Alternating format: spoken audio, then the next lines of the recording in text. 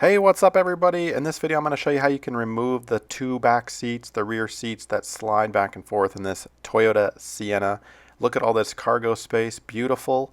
And of course here are the seats already removed. So how do you go about doing that? It's pretty simple.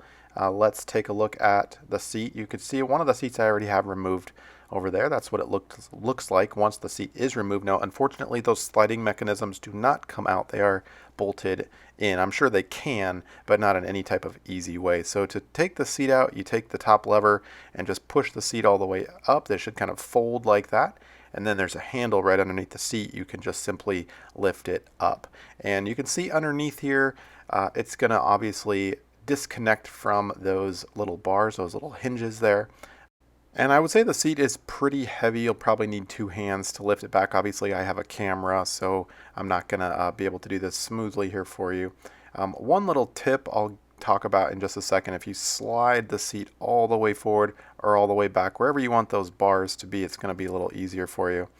With the bars all the way forward, it's easier to kind of tip it backwards, and then you can just kind of pick it up with one hand like this.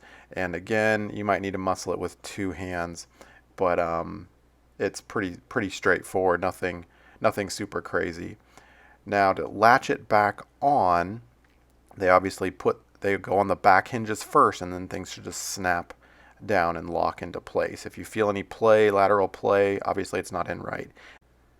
So I mentioned the tip about sliding these pieces right here into the position that you want them to be in before you remove the seat. And why is that? Because these two levers and these two levers here will need to be compressed at the same time in order for this full sliding unit to move back and forth. So it's a lot harder to do, a lot easier to do if the seats are still in it.